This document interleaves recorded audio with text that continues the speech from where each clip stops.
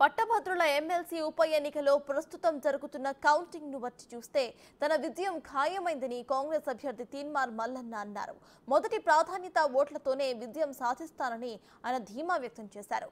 చెల్లుబాటు కాని ఓట్లు ప్రధాన పార్టీల అభ్యర్థులకు నమోదైన ఓట్లతో పాటు పడుతున్నాయని అన్నారు. ఇక తీన్మార్ మల్లన్నతో మా నల్గొండ ప్రతినిధి Pullarao face to face.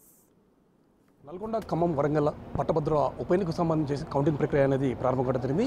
Counting హాల్లో ప్రజెంట్గా ఈ యొక్క కౌంటింగ్ ప్రక్రియ కొనసాగుతుండగా కాంగ్రెస్ పార్టీ అభ్యర్థిగా పరిగణించినటువంటి తీన్మార్ మల్లన్న బయటకు రావడం జరిగింది. సార్ చెప్పండి, ప్రజెంట్గా కౌంటింగ్ ప్రక్రియ అనేది స్టార్ట్ కావడం జరిగింది. ఎట్లా ఉంది ట్రెండ్? మల్లన్నకు భారీగా ఓట్లు పడుతున్నట్టు కూడా మనకు తెలియవస్తుంది. ఎలా ఉంది? మల్లన్నకు ఒక్కరికే కాదు, అందరు కూడా పడుతున్నాయి. కొద్దిగా మల్లన్నకు ఎక్కువ పడుతూ ఉన్నాయి, అదైతే కనిపిస్తూ ఉంది.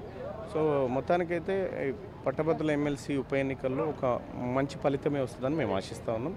కాంగ్రెస్ పార్టీకి మొదటిసారిగా ఈ స్థానం దక్కేటువంటి అవకాశం ఉంది.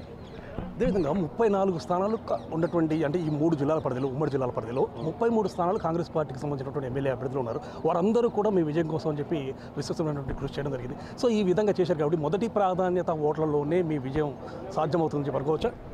అంటే నేనైతే అనుకుంటా ఉన్నా మొదటి ప్రాధాన్యత ఓట్లతోనే అయిపోతుంది అనేటువంటిది ఇప్పుడు ట్రెండ్స్ని బట్టి కనిపిస్తూ ఉంది. సో చూద్దాం ఏం జరుగుతుంది. అంటే ఏమైనా 1-6 ఏమైనా ఇటాట అవుతుందా అయిందనేది, తక్కువ పడితే మళ్ళీ సెకండ్ ప్రియారిటీ పోవాల్సి వస్తుంది అయిందని చూడాలి. కానీ నేనైతే నమ్మకంతో ఉన్న ఫస్ట్ ప్రిఫరెన్స్ తోటి అయిపోతుందని అనిపిస్తూ ఉంది. అదేవిధంగా పోయినసారి మీరు స్వతంత్ర అభ్యర్థిగా బయలు వచ్చారు, మంచి గట్టి పోటీ ఇవ్వడం జరిగింది, చివరికి విజయాంశంలో దాకా కూడా వెళ్ళడం జరిగింది. ఇప్పుడు ప్రజెంట్ చూస్తే మాత్రం అధికార పార్టీ అభ్యర్థిగా బయలు వచ్చారు.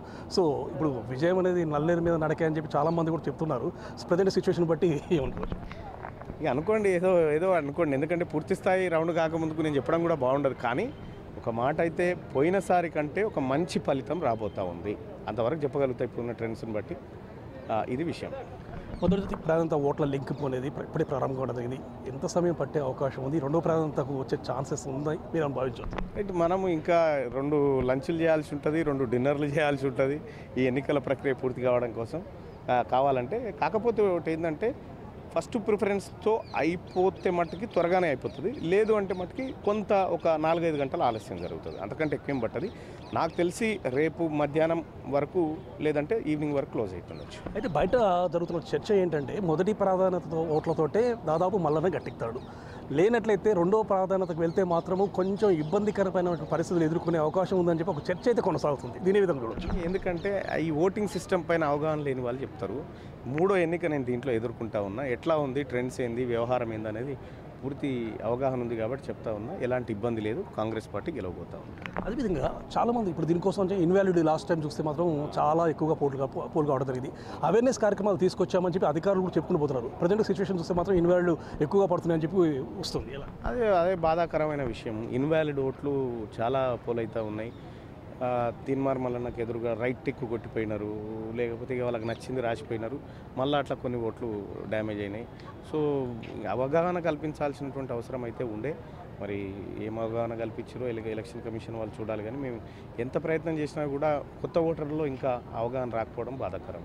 ఎందువల్ల ఇదే విధంగా రాలేదని చెప్పి భావించండి. అంటే వీళ్ళకు అవగాహన లేక, పట్టభద్రులకు ఎట్లా ఓటింగ్లో పాల్గొనాలి, ప్రిఫరెన్షియల్ ఓట్ ఎట్లా వేయాలి, 1, 2, 3 ఎట్లా వేయాలి, ఎట్లా దాన్ని మన ఓట్ని క్యాలిక్యులేట్ చేస్తారు, మొదటి ప్రాధాన్యత ఇచ్చిన తర్వాత మళ్ళీ మొదటి ప్రాధాన్యత ఇంకోరికి ఇవ్వకూడదు అనేటువంటి అవగాహన పూర్తి స్థాయిలో కలగలేదని నేను అనుకుంటా ఉన్నా. భవిష్యత్తులో కలగాలి. అయితే అభ్యర్థులతో పాటు ఇన్వాలిడ్ ఓట్లు కూడా పోటీ పడుతున్నాయి అనే విషయం మాత్రం బయటకు వస్తూ జరిగింది. సో ఈ విధంగా జరిగితే టాప్ 5లో ఉన్నాయి ఇన్వాలిడ్ కూడా. ఈ ఇన్వాలిడ్ ఓట్లు కూడా టాప్ 5లో కనిపిస్తూ ఉన్నాయి, పోటీ పడుతుంది. ప్రజెంట్గా చూస్తే మీ విజయం అయితే అంటే ఎక్స్పెక్ట్ చేయొచ్చా? నేను అభ్యర్థిని కాబట్టి ఎన్నికల్లో గెలుస్తాననేటువంటి భరోసాతో ఉన్నా కాబట్టి నాకున్నటువంటి అంచనా ప్రకారం గెలుస్తాను నమ్మకం ఉంది. ఇది మొత్తానికి ఉప ఎన్నికకు సంబంధించేసి జరిగినటువంటి ఈ యొక్క కౌంటింగ్ ప్రక్రియలో తనకు భారీగానే ఓట్లు నమోదవుతున్నది జరుగుతుంది. మొదటి ప్రాధాన్యతతోటే నేను గట్టెక్కుతాను. సో ఇక్కడ ఒక బాధాకరమైన విషయం ఏంటంటే, ఇన్వాలిడ్ ఓట్లు కూడా పెద్ద ఎత్తున కూడా నమోదవుతున్నాయి.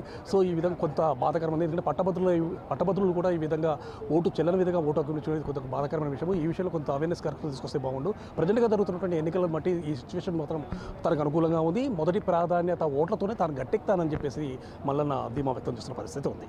నల్గొండ నుండి కెమెరా రైతు